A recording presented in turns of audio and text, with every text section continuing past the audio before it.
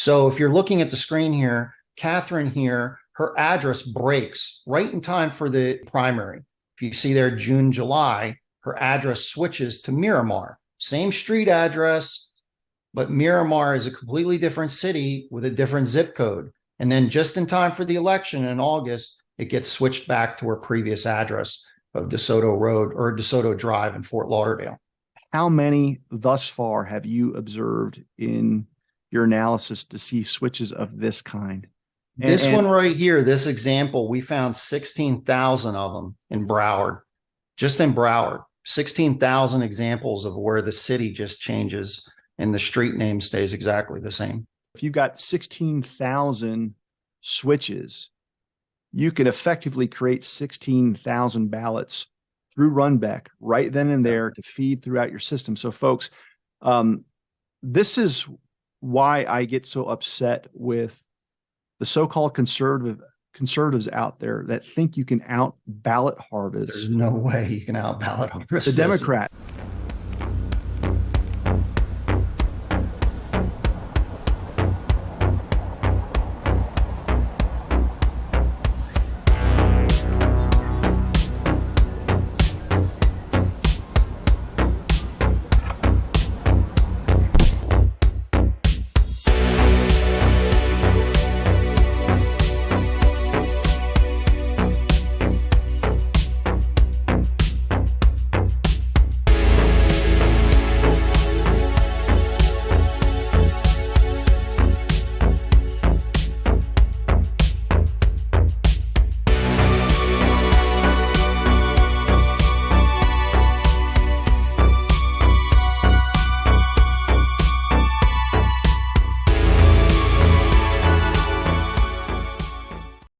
Welcome to another episode of The Professor's Record. Today, I'm joined by Chris Jersky.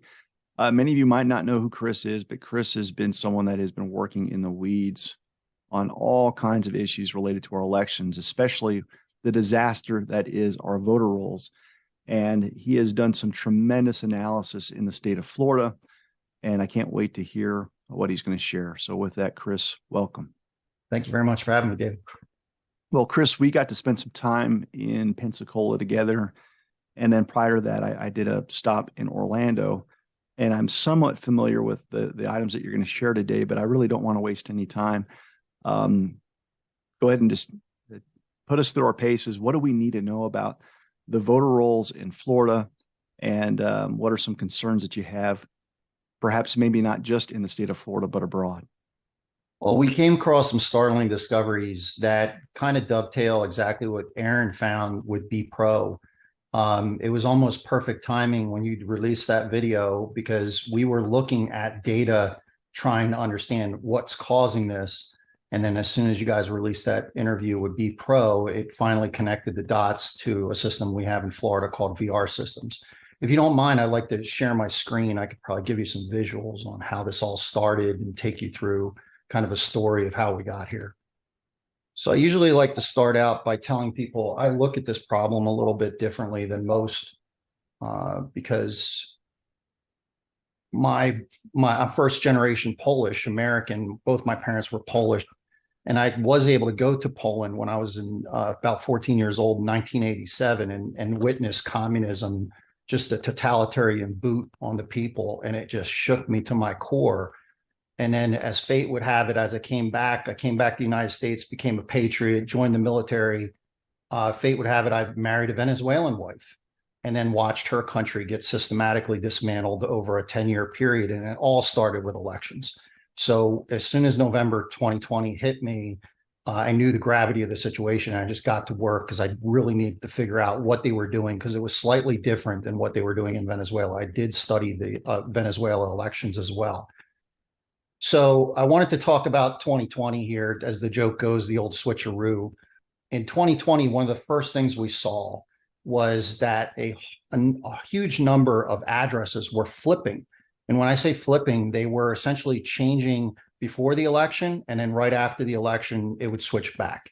So we honed in on that on a microscopic level, finding it in a couple counties, but we wondered if it was happening anywhere else. We made this discovery a few months before the primaries, And basically that's where what really started to drive like monitoring vote by mail specifically, because we were wondering how on earth are these people getting mail-in ballots when in certain cases they were having out-of-state mail forwarding addresses that their address drops. So that means that they've moved out of state and now their out-of-state forwarding address gets removed so that they were still left in Florida. And a lot of people were given international addresses, and then those addresses were removed. This was all back in September of 2020. And like I say, basically, we have some dude identifying themselves as the president because of that mess. So that led to the discovery of Red Belly Road. If you remember back in the June, July, August timeframe, we were deeply involved with scouring the voter records.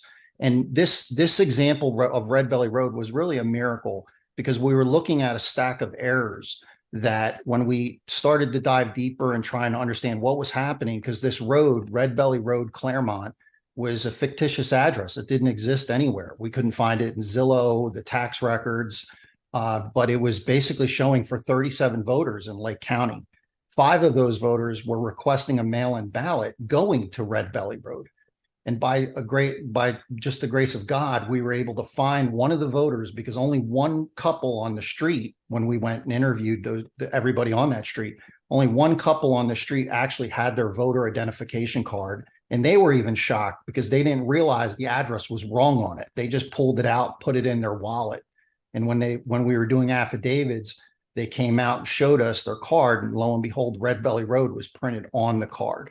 So we were just shocked on how this could happen, because with Red Belly Road, the story is that 37 people on that street, one side of the street, had their address changed to Red Belly Road. Vote mail ballots were requested for 5 people on that street. And then after the election, right in time for the election, they were all switched back to their legitimate street address called 12th Street. We had 0 explanations. The supervisor of election there, pictured on the right, Lake County, is Alan Hayes.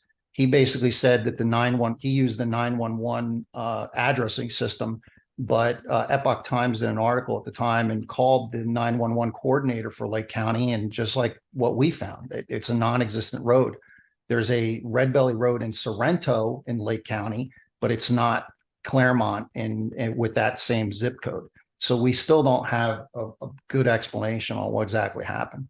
So since that happened, we were on a tear to try and figure out how could we monitor every registrant in the state of Florida on a month-to-month basis, because this was multiple iterations of trying to find another Red Belly Road. The first couple of experiments we did with it, we were finding a lot of legitimate moves that were from county to county and people that moved out of state. That's why their address would change. We also had a lot of legitimate marriages that you would see the address change as well as the last name change in some cases when they move in together. So we had to filter out a lot of the noise that was also associated, because it's almost like camouflage. While we were looking through the voter rolls, for some strange reason, on a near month-to-month basis, all of the cases of the names and addresses would change. So one month, all of the cases would turn uppercase, and then the next month they would turn back to what's called camel case, which is normal, like first letter capitalized and the rest lowercase. We didn't understand it. And then the other thing that was a kind of a weak signal was a middle name changing. So you would see the middle name, the initial change from their initial to a full name, and then back to a little initial again. And we didn't understand what actually goes in there on a month-to-month basis and makes these changes, because this is essentially in Florida tied to the driver's license system. We would assume that when somebody does a change just once at the driver's license to set up their driver's license, that data shouldn't be changing. So ultimately, this all led to a way of looking at the voter rolls where we're not only judging the changes, but also checking to see what direction that change was. For example, I'll show you here with reactivations.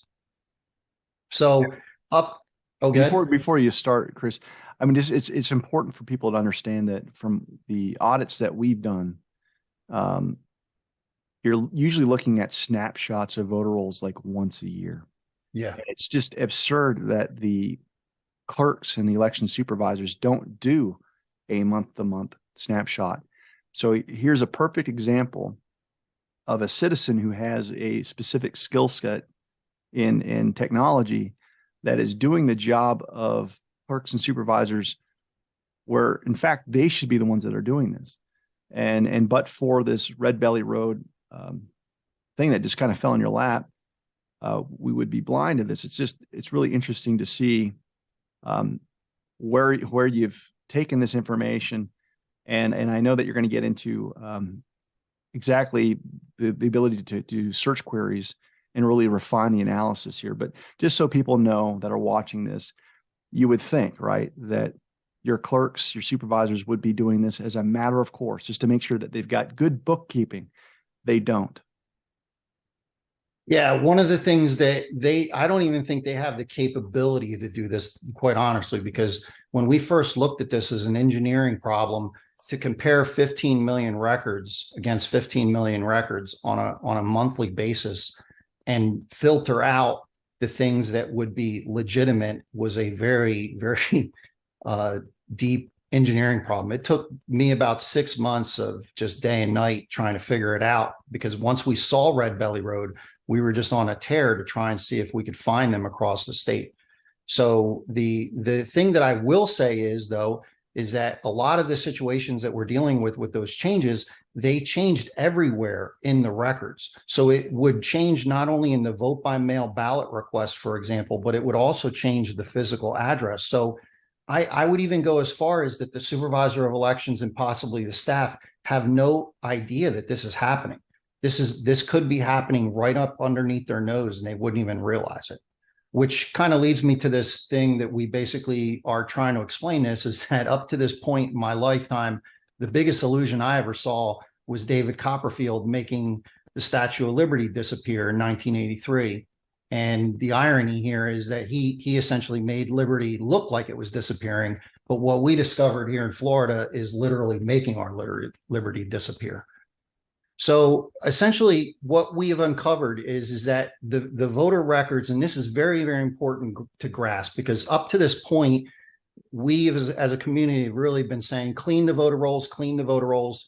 And that's really looking for the typical dead people, bad addresses, which I basically do a lot of bad address analysis. But what we saw here is almost like a shell game, where you literally see on a month-to-month basis. And again, that's all we see in Florida is a monthly snapshot. Who knows what's happening within that month? Because it just, when you start seeing the level of damage they can do here, we basically simplified this into 3 different things that we've uncovered. And I'll give you an example of each one. The first one is reactivations and reinsertions.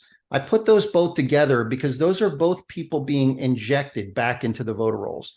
Somebody that was previously marked inactive by probably a person in a county. For example, somebody moved out of state, they will be marked inactive in Florida. We will literally see them be removed from that county, basically turned back on active and reinserted into another county. And then we've also uncovered people that are nowhere to be found on the voter rolls and just come out of nowhere. And they have like a 1960 or 1970 registration date. So there's no explanation of why they're in the voter roll just to vote. And sometimes we see that they're going to be deleted right afterwards, which leads me into the second one, is a very shocking one, is the amount of deletions that happen right around the election timeframe. And they're people that have voted. So that needs some explanations. And then the last one goes along with Red Belly Road, is the switches, where people's addresses switch, name switch, things like that, and puts them in a situation most likely for identity theft. So this first one is a reactivation example. If you key in on the screen and look at the things, I had to hide some of the identifying information to keep this voter's identity protected.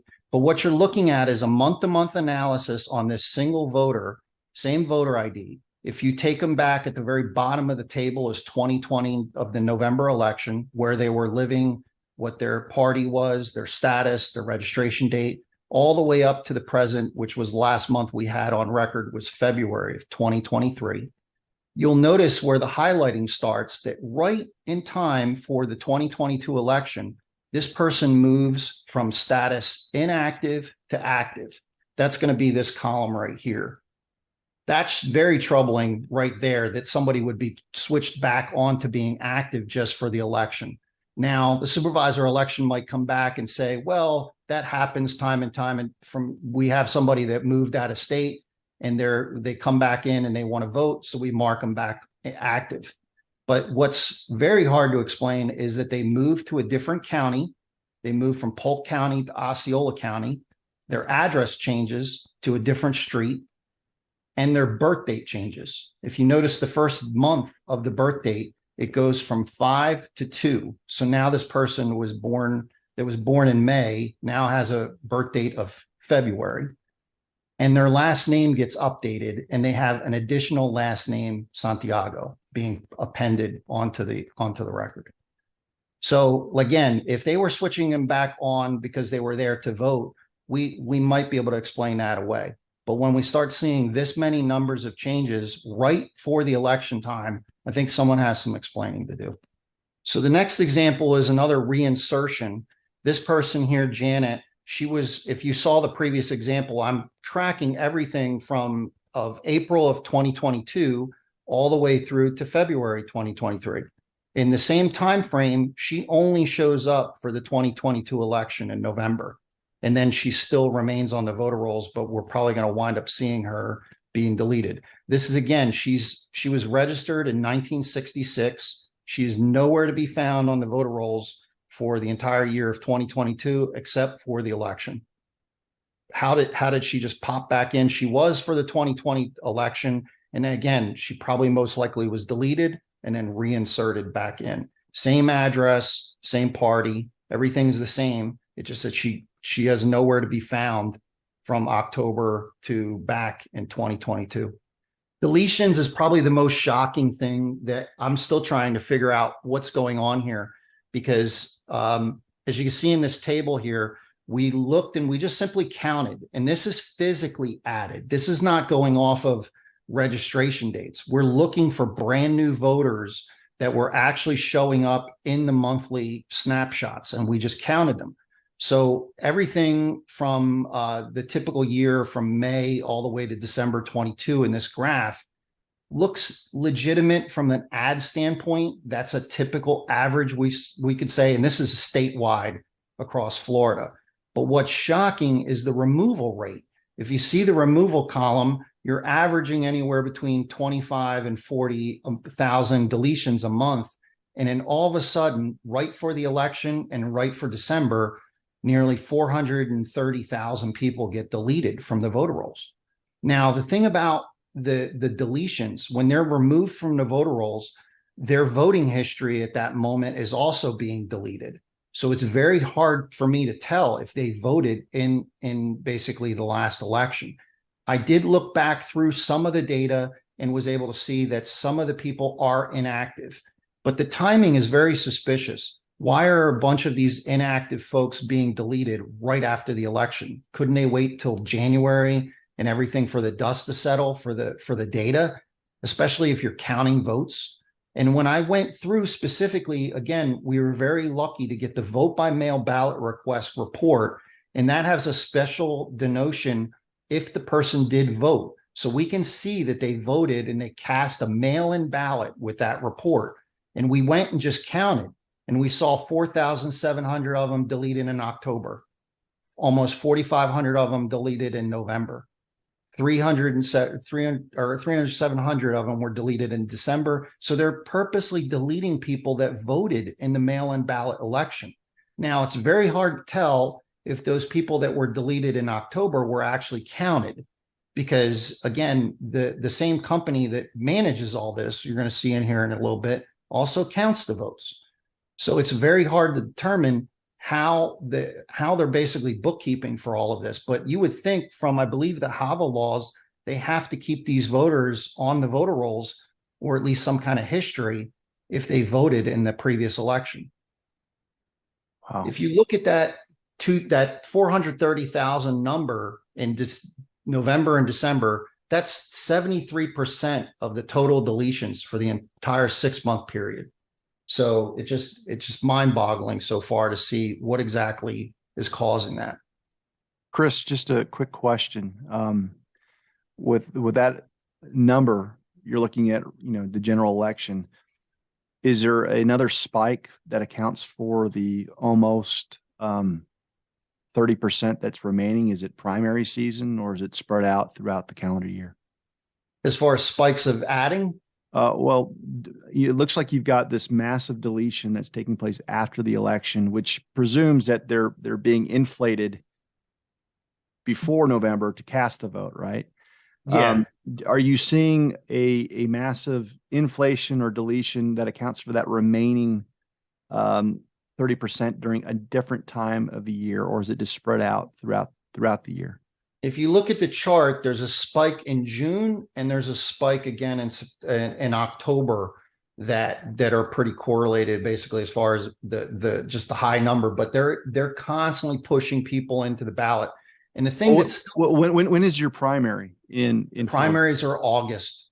Okay, August. But Okay. everything that we've been able to track, this is typically happening within 2 months prior to the election. If you saw the first slide on the old switcheroo, the first time we looked at this, witnessed it, it was typically happening 2 months before the election, where they were injecting or switching ballots. So in the going deeper into the deletion, going into that total 430,000, I wanted to see who were the counties that doing most of the deletion. And another interesting pattern came out where 60,000 of that total number was just in a single month with Palm Beach. And then the closest person next to it was Orange County at 30,000, nearly half of that. But again, these 20 counties right here in that 2 month span was 77% of that deletion number. So we still don't understand what to explain away with this. But again, it's very suspicious that a high number of these ballots are being, or these voters are being deleted right there at the November and December timeframe. So the last example I wanted to bring up is switches, which is kind of what we found with the Red Belly Road example. But now we can find these en masse all day long across the entire state with the formula we have, the algorithm. So if you're looking at the screen here, Catherine here, her address breaks right in time for the primary. If you see there, June, July, her address switches to Miramar, same street address, but Miramar is a completely different city with a different zip code. And as you can see with that red house, that tells me the address is broken. So that ballot most likely would have bounced because it would have went to a completely different post office because it has a different zip code even. So the postman wouldn't even know who that person is. And then just in time for the election in August, it gets switched back to her previous address of DeSoto Road or DeSoto Drive in Fort Lauderdale.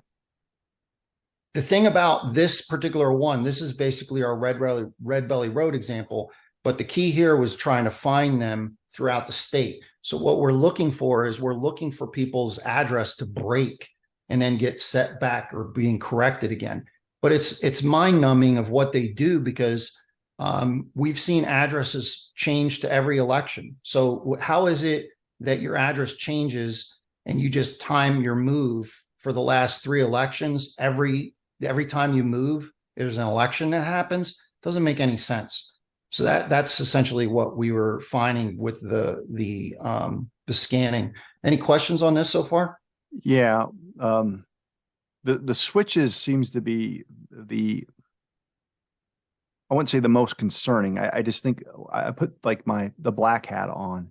Yeah. And I can see clerks and supervisors trying to explain away deletions and basically a mea culpa. Yeah, we understand. We're doing our routine housekeeping. I know that some things are odd, but Chris, just give us time. We'll figure it out.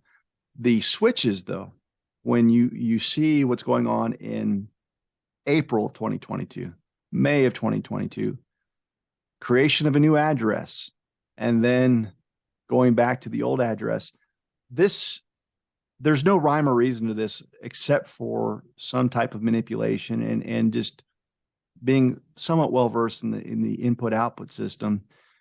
When you're trying to send out mail-in ballots, you basically are creating an opportunity for addresses to be mailed someplace, right?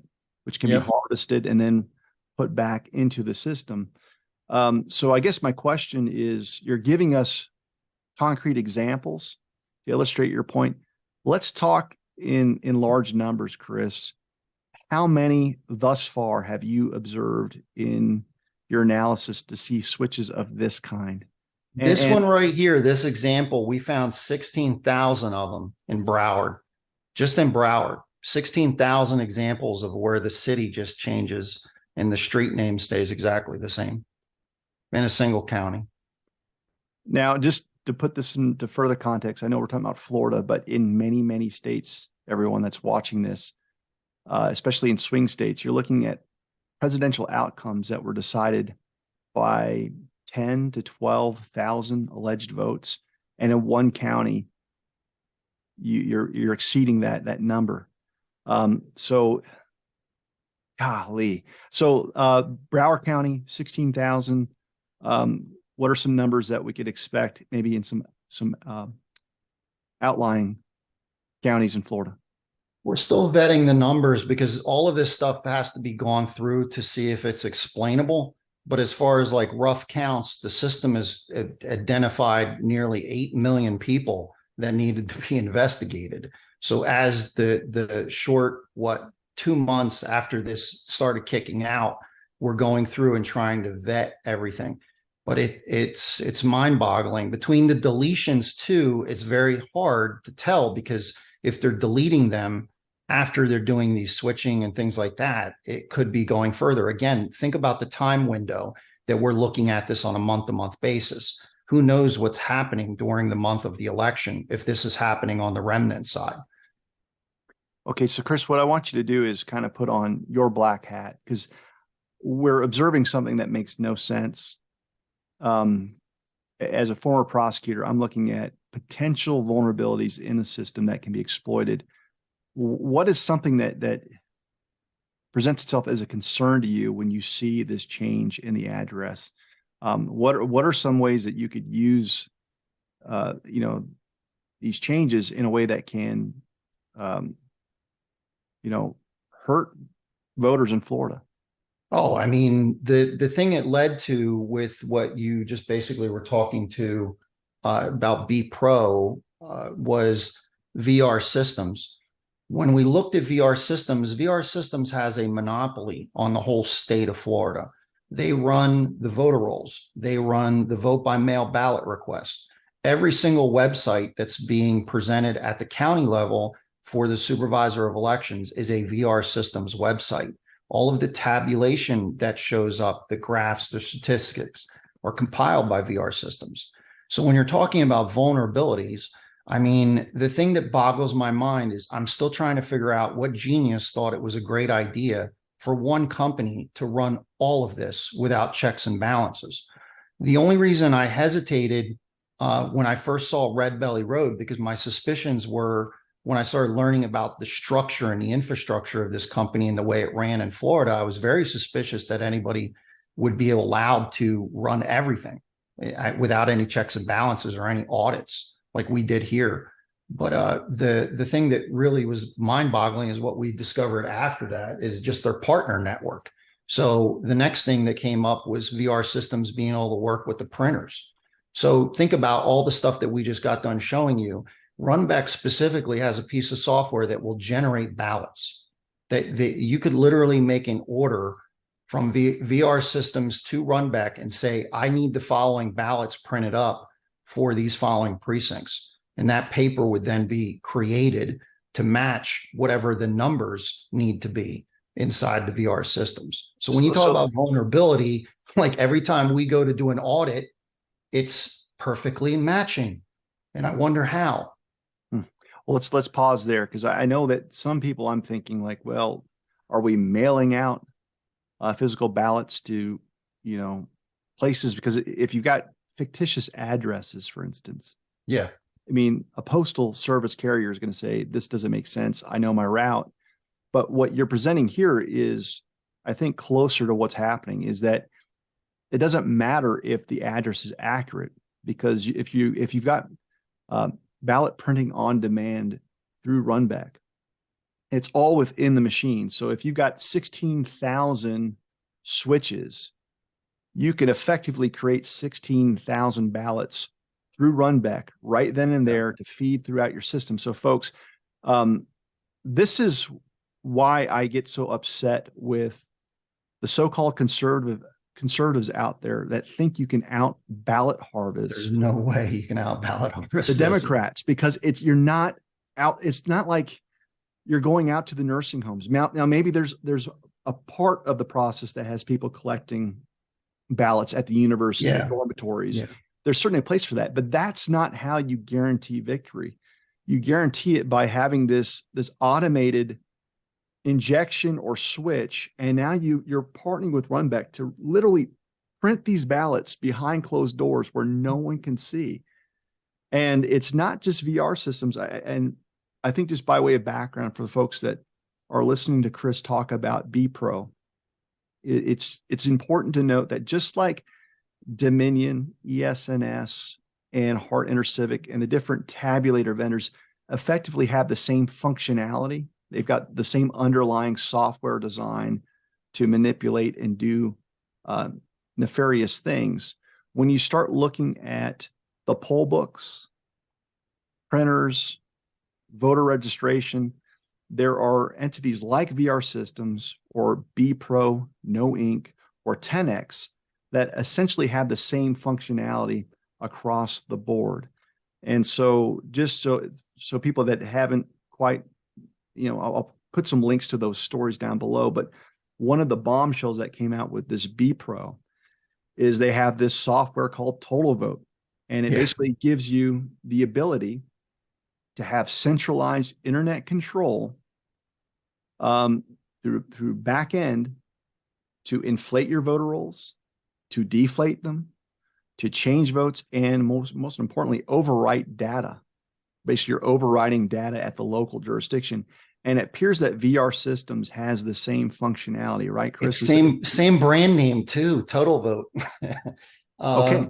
The thing is that there's so much, like when you brought forward BPro, all I did was I was like, no, there's no way, because it's the only reason I didn't have the way to pin this on VR systems is because I thought that there was an air gap between the machines and VR systems. So we banged our heads for months trying to understand, like, how is it that the tabulators are creating these numbers? And I just thought that it was physically impossible for a system to do all of it. You know what I mean? But then when we noticed this screen, BPro came out, the information, I simply just did a Google search, VR Systems, BPro Elections, and this PDF showed up, VR Systems Election Night. And what they're explaining here on the screen is essentially those air gap thumb drives that we were told and said that never get connected to the internet on the tabulators. Very important point. I guess they didn't lie to us because they say they didn't get it connected on the tabulators. All they do is they simply take that jump drive, upload it to the VR cloud, and then the VR cloud figures out what it needs to be and pushes those results back down to the county. Again, VR Systems runs every single county website, every single county database. It runs the state and it runs the county. So essentially it figures out what it needs to be, pushes down the results to make it basically the way it's supposed to be, and maybe even put in an order for the printers to have the paper show up to essentially deal with an audit of that particular result. Chris, so let me ask you a question real quick, because in our state, in New Mexico, it's the same thing. You're not supposed to mix the tabulator data with election night reporting. There's a restriction through HAVA to make sure that you keep things separate. And that's not happening. So once you put it on the internet, you're not just talking about access points from BPro or the Secretary of State. You're having thousands of access points because, as you mentioned before, the motor vehicle department, they are basically the systems that we use from a voter roll standpoint is interconnected with the DMV, with the MVD. So you're talking about at the county level, different access point in every single county in Florida. But my question to you is this: in our state, we've got an election code that requires that the canvassing be done at the local county level, meaning the clerk is supposed to, or the canvassing board is supposed to certify our local results and have that certification done locally before you start sending things up to the Secretary of State. And the process that you just talked about, it's the exact opposite. And what we found out in New Mexico is that we're seeing massive violation of our election code because the canvas that's being certified is actually top down. It's coming from the Secretary of State's office via total vote, via BPRO. And it sounds like that's happening here. Do you have a similar election code on who is responsible for certifying your local returns? Just like you said, it's one thing the way it's supposed to be done, and it's another thing about how it's happening. One of the early whistleblowers that came forward to me but I didn't know what to do with the information when I first talked to her, was she had detailed reports, and I believe it was in Orange County, of how she was a poll worker and she uploaded the data and watched everything get uploaded. And then next thing you know, all the numbers started to change on our screen. Very similar to the video that I think what's the name that was released there in Texas, I believe it was from, where the numbers on the screen start changing. So when they first brought that to my attention, I think it was September or something last year, I didn't know what to do with it because I was purposely at the time voting or going after voter rolls and the addresses and just focusing on address changes. But when I saw this, I was like, that explains it. Exactly what you just said. We think that there's a certification process, and it was the only reason I didn't suspect VR systems as doing this, is because I said good people would not like watch numbers change what they certified versus what's being pushed back down. But this explains it. Across multiple states, we've had people come forward saying that what was submitted as, again, certification happens, I believe, 3 or 4 days after the election.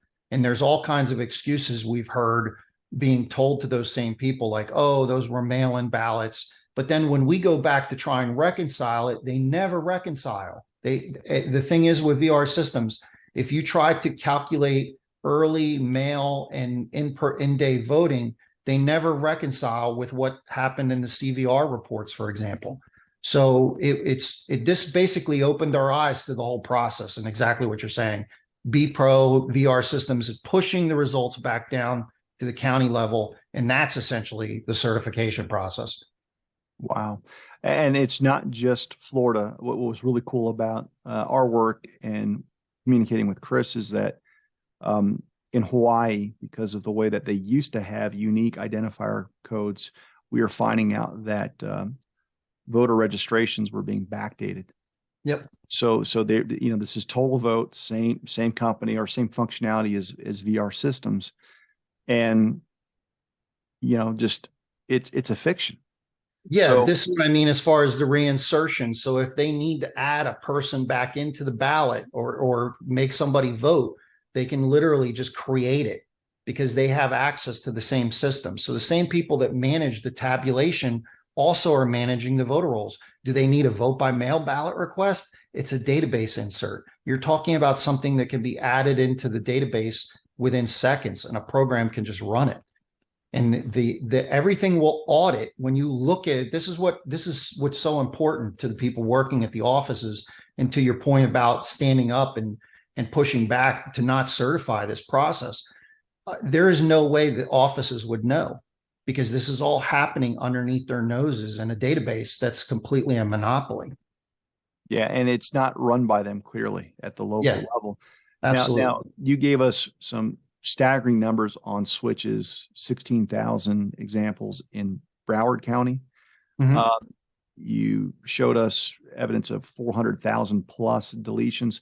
When we look at reinsertions, are there some numbers just from a holistic standpoint that you're seeing with this example that you have on the screen right now? We're still trying to decipher it, because one of the things that we saw a very high number, but when we looked into the number, Florida has this thing where they register you at 16 years old when you get a learner's permit. So your registration date is backdated. So when we first looked into the number, there was a very high number, but we noticed that the registration date was 2 years prior. So we have to go through that and vet that out some more. But still, that's kind of troubling that you would just automatically register somebody 2 years later, young people join the military, go to college, move out. I don't understand why they're automatically registering people without verifying their address. So that's a process that we still have to figure out. But inside that number as well, we can easily query and say, bring me back everybody outside of that 2-year window with an older registration date, and we can find them all day long. Do you have any ballpark figures? I mean, what I love about your work is that you're very careful. We were talking about this, good Lord, probably a year ago on kind of the broad strokes. And, you know, one of the frustrations for me is like, I want Chris to Yeah. to give us what he's I wish got. I want to vet this a little bit more, because there was hundreds of thousands, but most of them were 16-year-old kids that got turned when they turned 18, got automatically added. So it's really hard to tell if they're creating people that are 16 years old. We still have to vet that a little bit more. So Okay. it might be that a chunk of those people are fake because they're just adding them in at 16 years old. If you look back at Dr. Frank's work, basically when he first showed us this carpeting effect, and what Aaron and I were basically looking at with those ridiculous patterns that you would see in registrations, that's what's doing all of this. They're adding people in particular precincts as needed per party to keep everything balanced. And I guess that makes it easier for them to steal later, because they have a supply of phantom voters or identities that they can steal. Well, one of the things that's just, as we're riffing, I've given a presentation many times on our New Mexico findings. And one of the things that we've shared, and I know you've seen this, is these uniform spikes on certain days in each of our counties. And Yeah, they're exactly the same. There's just an adjustment for population, depending on if you're in an urban area versus a rural area. And we knew that that was impossible, yet we didn't have a good idea of who the proper suspect was that had the capability to basically inflate our voter rolls in a controlled, automated fashion. yeah. And then when we look at what you're showing us here through VR systems, when we look at what total vote's able to do, you've got your suspect. It's not a question of whether or not they have the capability to do it. They, in fact, obviously have the ability to do it. And there's no other plausible explanation that we can find to date that can account for why we have in 33 counties the same spikes on the same days across the board. Yeah, the other thing is too, is we have that huge, what I call Trump Tower that happened. It was a huge, massive influx of new voters that were registered right before the 2020 election. And we don't know how many of those are phantoms. So we would have to go back month by month all the way to 2020. It's possible, but this is very time consuming to basically build out and do this analysis. So then the larger data, I would have to figure out how to present. But back to the example of what you were saying in those rural areas, this would never be picked up by an office, because if you look at the registration date in this example, this is 2014. Most likely they have a report that's tracking how many people they registered this month or this year. Okay. And when you have somebody that's a registration date of 2014 being injected into a new county, they wouldn't be showing up as a new voter. Eventually, the people would be like, oh, they just moved in. But in reality, they were inactive. In a lot of cases, we see that they have an out-of-state mailing address, and the out-of-state mailing address gets deleted, and then they get moved over to another county.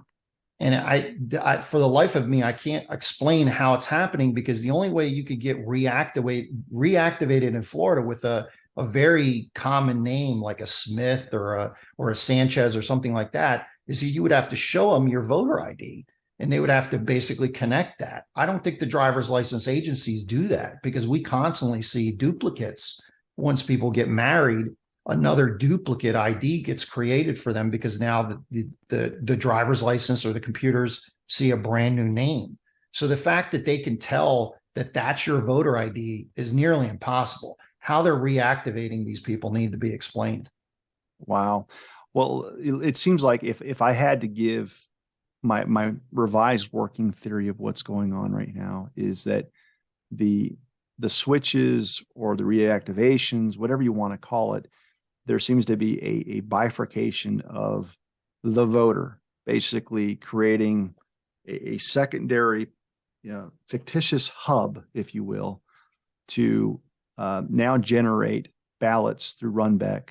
Yep. And now you can cast those votes. And then before anyone can check and see, unless you've got a vigilant Chris Jersky out there, because the voter snapshots are so infrequent, that bifurcation basically, collapses back into the original voter and the voter ID. And if you don't take that snapshot at a certain time, you'll never see it. So it's the perfect crime, because you've got this built-in way to erase and delete evidence. But for this Red Belly miracle, Red Belly Road, we wouldn't be here having this conversation. Yeah, I would have never even thought to look for this. I had an experience in my life where I had to check a financial report to try and catch an embezzler inside the company that was changing records. So we took this kind of snapshot approach, and that's the only reason it was in my mind to do. But I would have never thought to look at here. I thought, like everybody else, that we have to make sure dead people and addresses are cleaned up. But as you can see with this particular example, if I was to show you this person, there would be no way you could think that this is a bad voter. This is a legitimate address. Both mailing and residential addresses are good addresses and mailable. It just turns out that there's like another 16 people registered at this mailing address where it looks like they're basically sending ballots to harvest. So there's no way you'd be able to tell. And then the other thing about Florida and probably other states as well is that there's this secular thing where the voter rolls get published as public record. So whatever this month's voter record is, it gets published out. And now this new person, Santiago, if you were to Google search them, you'd be like, oh yeah, they're in Florida, because there's a public record now pointing to them. But in reality, you didn't see that they used to have a different name and a different birth date. They're now considered two different people as far as the internet's concerned. And if you looked at them, this person was a Democrat living in Polk County, and now you have a new NLP person, I think that's Libertarian Party, living in Osceola. So to the average person trying to connect the dots, they're not going to do this. They're going to think that this is a legitimate person in a new county. Wow. Well, Chris, I really appreciate you just cracking the lid and giving us a really a surface level explanation of these examples. But as you mentioned, we're looking at thousands and thousands of opportunities to subvert the system in a way that's actually much more centralized than people realize. And that's what this PR system provides bad actors, is to do this. There's got to be accountability. So let me ask you this last question, and then I'd love to revisit this as you make more findings and keep the conversation going. I know that you've had some communications with election workers. What is the general response when you show them what you just showed me? There was one whistleblower specifically that kind of led me down this road, because before I built this system, I knew the tremendous resources it was going to take to build it. Okay. I was looking at this back in June saying, I don't want to build this system, because it literally was about 6 months worth of programming to do it. But when I interviewed this whistleblower, he told me an example of how he knew somebody down the street from his house that moved away, and he kept on asking the office to basically remove them. And then he would go back in, he worked in the elections office, he would go back and see the person still there. So he told me that the last time he stood over the person's shoulder and watched them physically delete this person out of the voter roll. And he said 2 weeks later, that person showed up. The beginning of the conversation with him, the first 30 minutes, he was basically really pissed that we were doing the work we were doing, because he felt that his integrity is being questioned. And he said that our office prides itself in doing list maintenance and doing all this extra work. But when I explained what was happening, he's like, you know what? That might explain this particular case that he witnessed with his own eyes. But the thing is that the average person that's working in an office, I mean, I deal with data all day long. You're not going to remember what you did 2 weeks ago, 3 weeks ago. In most cases, we can see a pattern that they wait for 6 months and then they flip the person and move them to another county. So they're going to flip into a new county. That person won't recognize the name. They'll just assume that it's a new person that moved into the county. And because of the older registration date, they essentially melt away into the ocean of other voters. So I find this nearly impossible for the average person working in the office to even spot this unless they have a situation like that whistleblower did, where they're purposely trying to delete somebody that they know, and that person keeps on showing back up. Well, Chris, I can't thank you enough. And what I think the call to action is for people that watch this, especially if you live in Florida, share this video far and wide. And I promise you that I'll have Chris come back on as some of the other queries that you've been looking at that you can vet. But this is unacceptable. And it really shatters one of the myths out there that Florida somehow does everything right. The voter rolls are really what make this go now. The machines and software, how you can manipulate it. But we've all talked about the voter rolls as being the credit line to solve the math problem that is you, the American citizen. And if you get in the way of who the cabal wants to be in power, you've got VR systems right there ready to start making changes to inflate the voter rolls, to have votes cast, to have ballots printed on demand by Runbeck. And it's done in the shadows. And a lot of the stuff that we're seeing by so-called election integrity enthusiasts are a bunch of front-end fixes that don't solve the problem. And this has been one of the biggest frustrations is when I travel from county to county, there's always this sweet, sweet old lady that's dedicated her entire life to, cleaning up the voter rolls. Yeah. And then you see the presentation that Chris just gave, and it's hopeless unless we can get back to something that is a closed system, like literally like the Dewey Decimal System. Here's the card, you pull it out. The librarian basically has an accounting for all of this stuff. Unless we get back to that, it's really hard to believe that we'll ever get a handle on the system.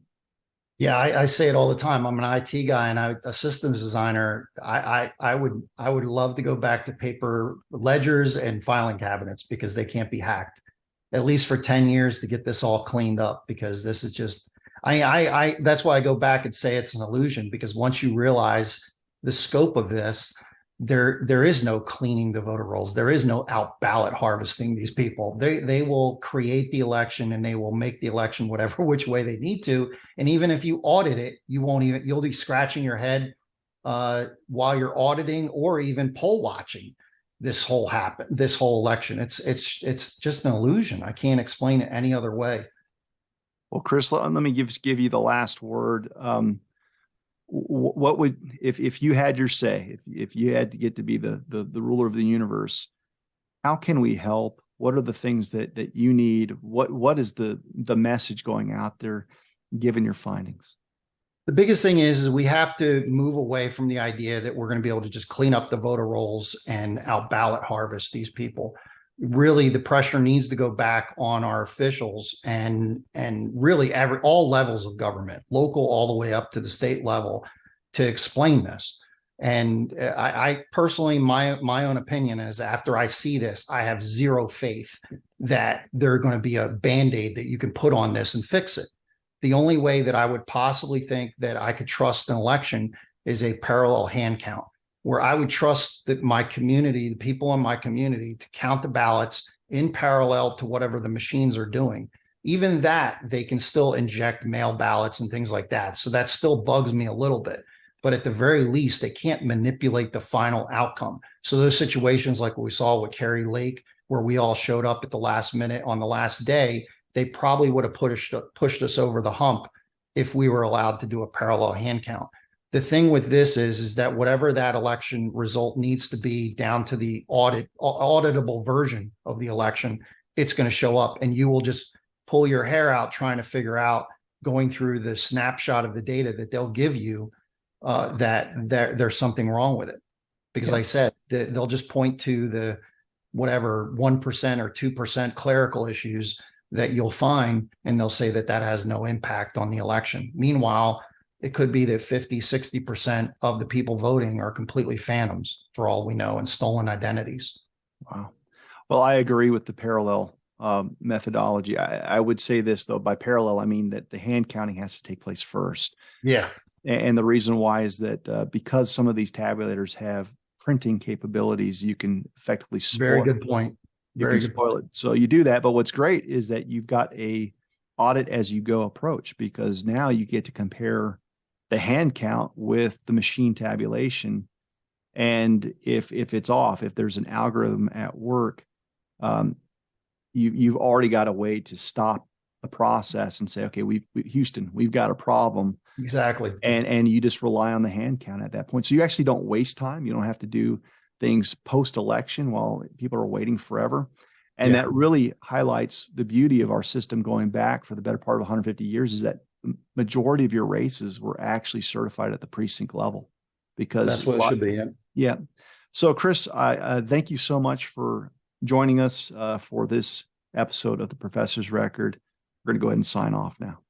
Thank you very much.